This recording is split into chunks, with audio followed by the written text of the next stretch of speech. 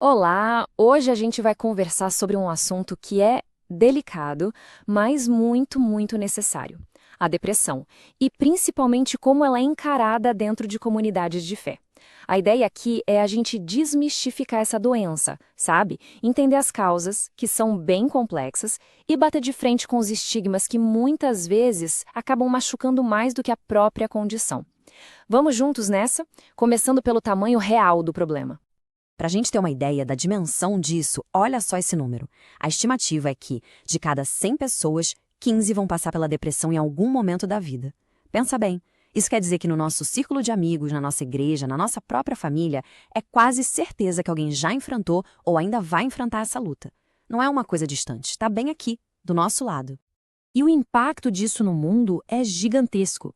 A Organização Mundial da Saúde já considera a depressão a segunda maior causa de incapacidade para o trabalho no mundo todo. Mas o que mais assusta é a projeção.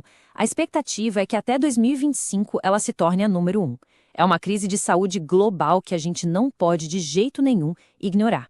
E como se não bastasse a doença, tem um peso extra, um fardo emocional enorme, o estigma.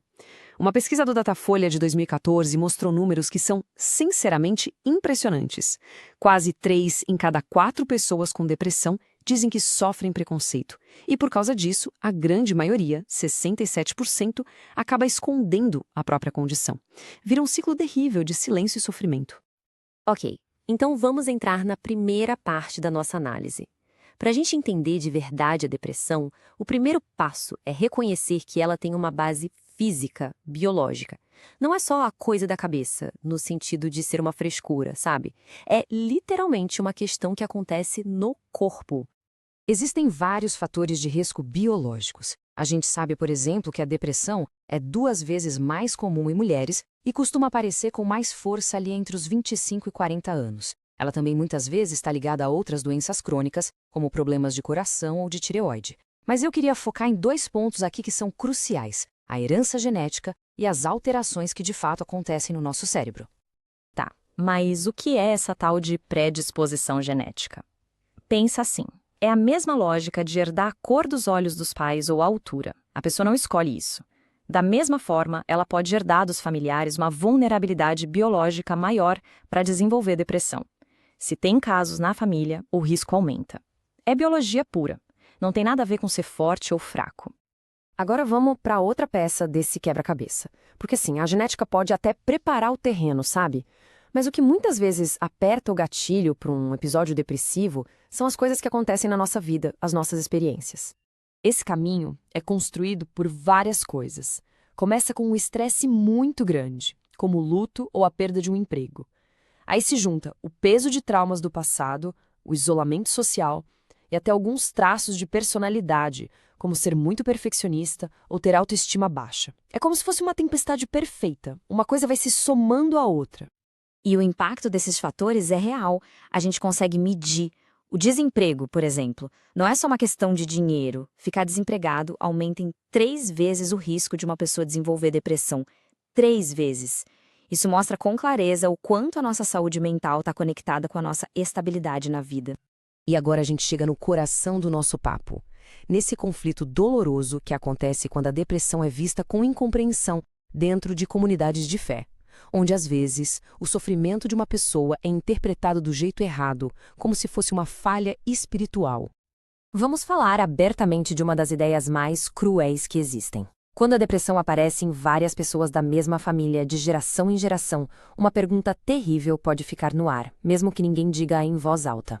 Será que isso é uma maldição familiar? Só a sugestão disso já causa uma dor enorme. E aqui está o ponto central. O que muita gente chama por mito de maldição espiritual, na verdade é um fato científico chamado predisposição genética. Confundir uma coisa com a outra não é só um engano, é uma fonte de sofrimento. A pessoa acaba se sentindo culpada por uma condição que está na biologia dela, e isso pode fazer com que ela demore para procurar a ajuda certa. E para quem ainda acha que depressão é sinal de pouca fé, a história está aí, cheia de exemplos poderosos que provam justamente o contrário. Alguns dos maiores e mais influentes líderes espirituais não estavam imunes a essa luta. Pega o caso do Charles Spurgeon, por exemplo. Conhecido como o príncipe dos pregadores, um gigante da fé, cujo ministério impacta a gente até hoje. E mesmo assim, ele conviveu com uma depressão severa a vida inteira. A vida dele é a prova de que uma fé imensa e uma dor profunda podem sim morar no mesmo coração. E tem também o Evan Roberts, um dos líderes do grande avivamento de Gales. A vida dele era esse contraste. De um lado, um ministério poderosíssimo. Do outro, uma luta pessoal intensa contra a depressão que o levava a ficar isolado por longos períodos. Então, a lição que essas histórias nos deixam é clara. E mais do que isso, é libertadora. Depressão, por si só, não é um termômetro de fé. Não é sinônimo de pecado e nem quer dizer que a pessoa está longe de Deus. É uma condição humana, uma doença que pode atingir qualquer um, não importa o tamanho da sua espiritualidade. Certo. Depois de entender um pouco da biologia, dos gatilhos da vida e dos mitos religiosos, fica a pergunta: e agora? O que a gente faz com tudo isso?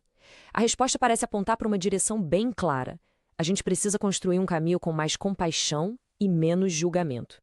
E é interessante ver como esse estigma aparece na prática. O que médicos observam é que, por vezes, pacientes cristãos têm mais dificuldade de admitir que estão deprimidos. A tendência é achar que a causa é espiritual e, por causa disso, eles acabam não procurando ajuda ou até se recusam a tomar um remédio que é necessário. Ou seja, uma ideia errada na cabeça pode atrapalhar de verdade a saúde de alguém. Acho que a ideia mais importante para a gente guardar de tudo isso é bem simples. O cérebro é um órgão. Ponto. Assim como o nosso coração pode ter um problema, ou os nossos rins podem falhar, o cérebro também pode adoecer. E a depressão é uma dessas doenças. Tratar isso como se fosse uma falha de caráter é tão sem lógica quanto culpar alguém por ter diabetes, não é mesmo? E tudo isso nos leva a uma reflexão final, que é um desafio para cada um de nós e para as nossas comunidades. Agora que a gente sabe da biologia, dos gatilhos da vida e dos perigos do estigma, a questão que fica é: como nós podemos transformar os lugares que frequentamos em espaços de acolhimento e de cura? Como podemos ser uma fonte de apoio e não uma fonte a mais de sofrimento? A resposta para essa pergunta pode, de verdade, mudar tudo.